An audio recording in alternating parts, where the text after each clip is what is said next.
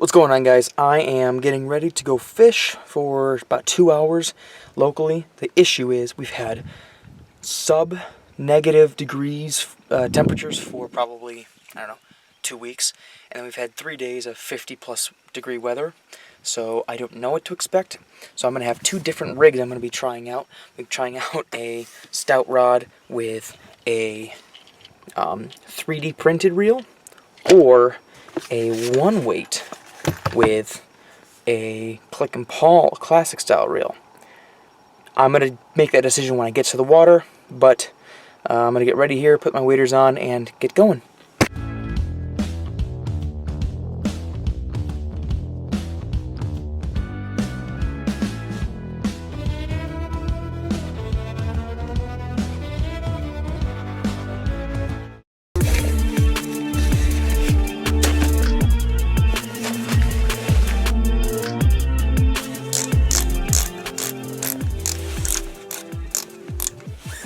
I love these boa boots. Man, it makes things so much faster. Alright, all set up as far as my waders go. It's 50 degrees, so, I mean, that's about it. Got my sling. I'm going to make the decision on what I'm going to actually wear when I fish when I get there. I already kind of know the fly selection. I'm going to try out this new glasses company, Twig or Twig. $30 for a pair of glasses, but you get a lifetime warranty. And you probably can't see me. There we go. And they come in like a variety of like styles and stuff. So I'm gonna give my full honest report on these basic ones today. But I like the idea of a lifetime warranty. That maybe potentially something that you can not worry about bashing around. But we'll see.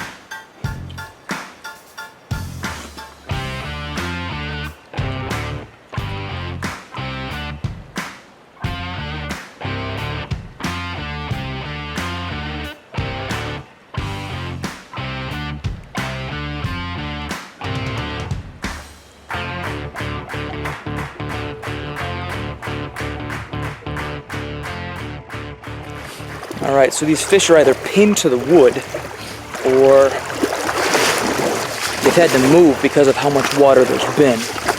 So, I'm hoping for... I'm just going to try and walk a few dozen meters here and try and spook or move a fish. See if I'm even looking in the right spot. There's one decent lie up here that I'm going to try here. But lots of high water, not much stain though. So we're gonna keep poking around with the rod here and see what we can do.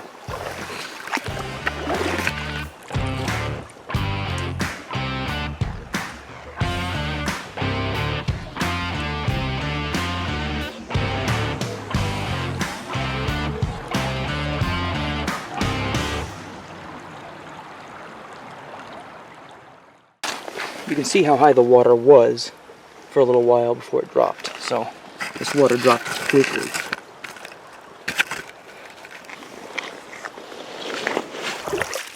Really trying not to lose flies here. So I know it sounds silly because you're gonna lose flies, but it's almost more about finding fish for me than it is about losing flies. Also, fishing upstream, and there's just so much wood in the water that I know browns will sit underneath and sit in the pockets, especially in this high water, but I'm looking for the solitary butch hunters, so we'll see.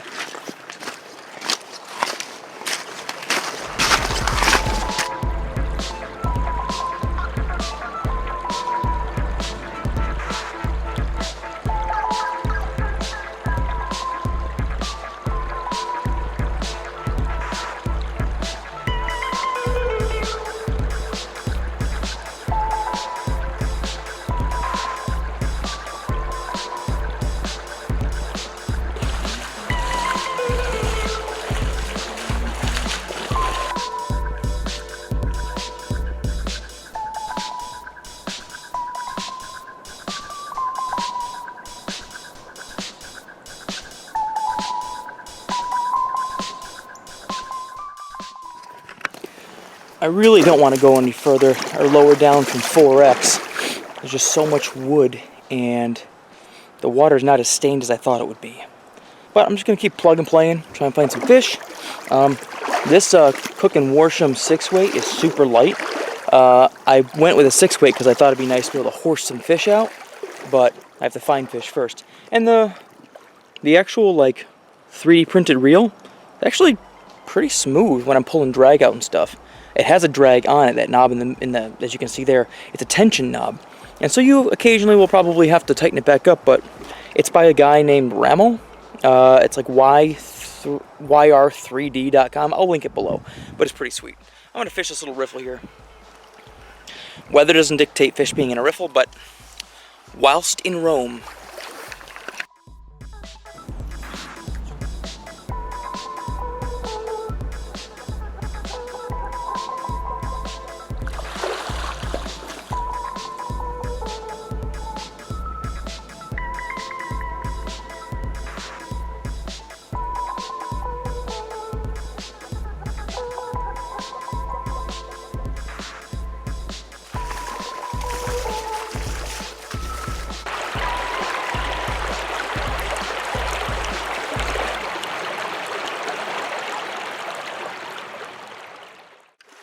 I'm starting to think that I have to rethink the whole system after an event like this. So I'll keep moving 1 or 2 more spots and then I'll call it. And we'll fish back using a different fly and maybe weight.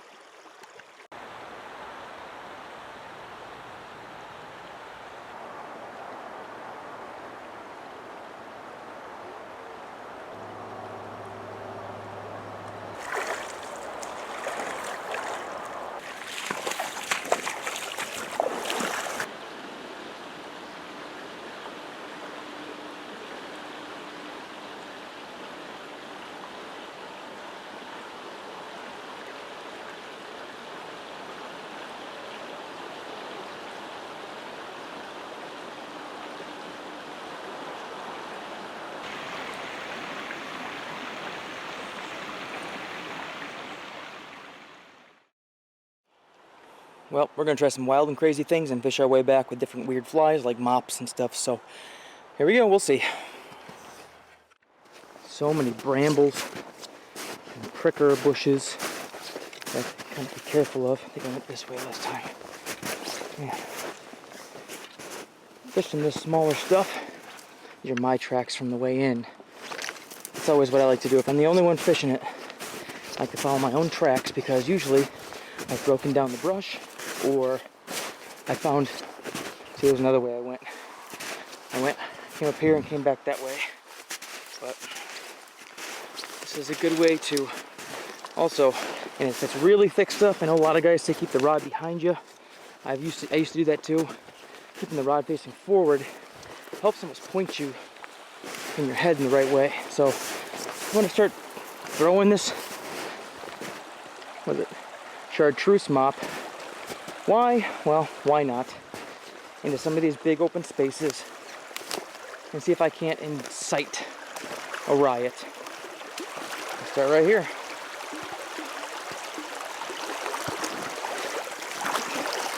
Yeah, no complaints so far about this 3D printed reel. And I have a lot of weight on for this mop because of that last spot, but Might have to take that off. Water's just so fast. I'm not sold that I'm getting good drifts when I'm too light or too fast, or too heavy. All right. These pools are so spooky. Let's see if I can hold you, and if I can fish it. Maybe not. Maybe not appropriately. That is. Alright. Right in the sweet stuff here. I don't know what happens if I hook the fish, frankly.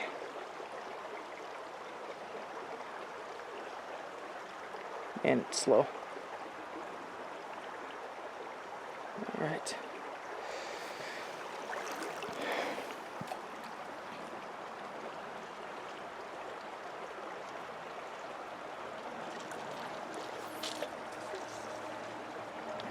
Make a big mess. If I have limited time, that's kind of one of the things I like to do, is I like to kind of prospect once, really quietly, subtly. Second time through, it's loud and proud. But that usually means that you can only fish it twice, which today I'm okay with. I might take off the there's like that flip bass, boys.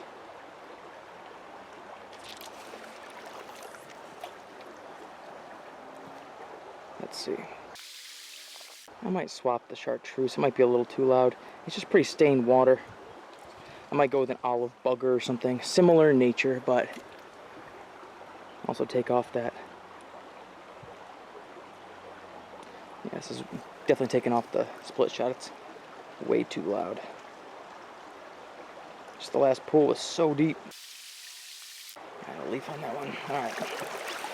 I'm going to switch flies. I'm going to keep working back towards the car. Nap time's over for the kiddos, and so it's fishing time. Just a heads up, you might not see quite as much from me.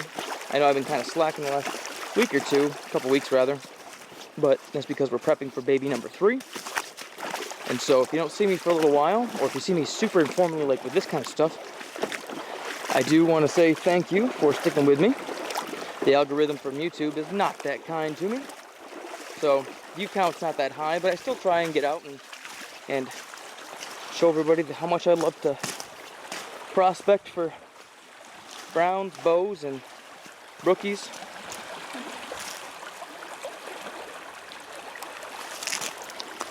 Ooh, way too much line out. Hit that pocket there. Nope, not that stick. Alright, here's some more fast stuff right here. I'm going to put the camera down for this one because this is where I caught a couple of fish in the past, and I don't want to miss out on. So there's only 16 minutes, looks like, with the battery left, so let's see if we can make it happen.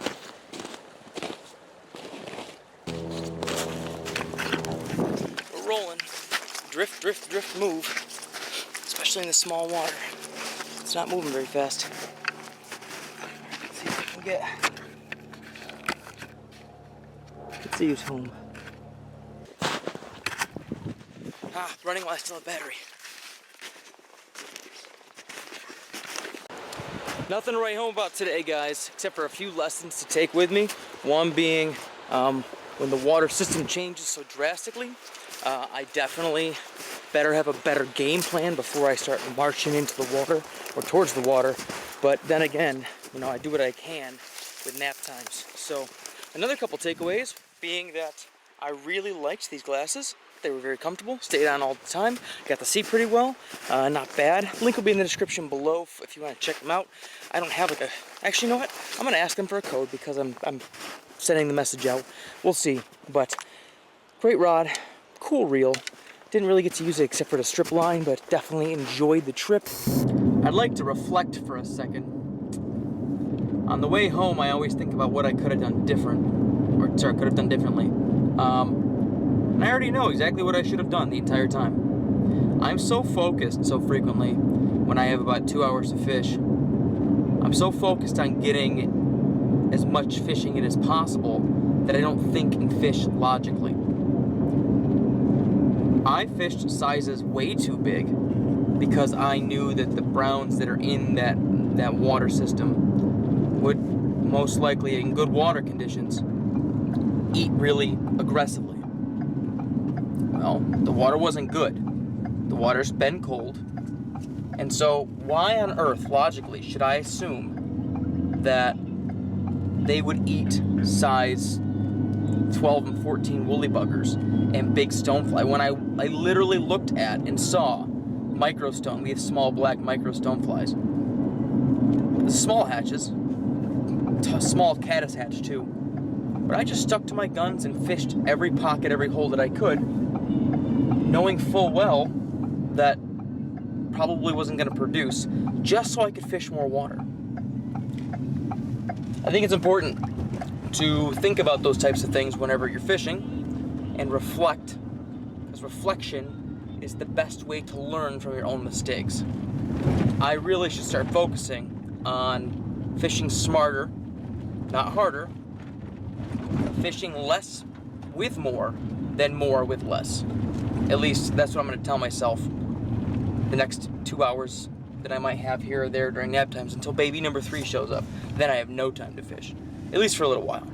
My kids are getting bigger though, so they'll be coming with me sooner than later, and I'm just really looking forward to sharing the great outdoors with my kids, and showing them how to reflect and to learn from their mistakes too. But I just thought that was a good little interjection. But back to me on the water, signing off. Remember, just because it's not ideal doesn't mean you shouldn't get out and enjoy Mother Nature, a little vitamin D from the sun, and clearing your mind. Until next time, guys, catch you guys on the flip side. Tight lines, and we're out.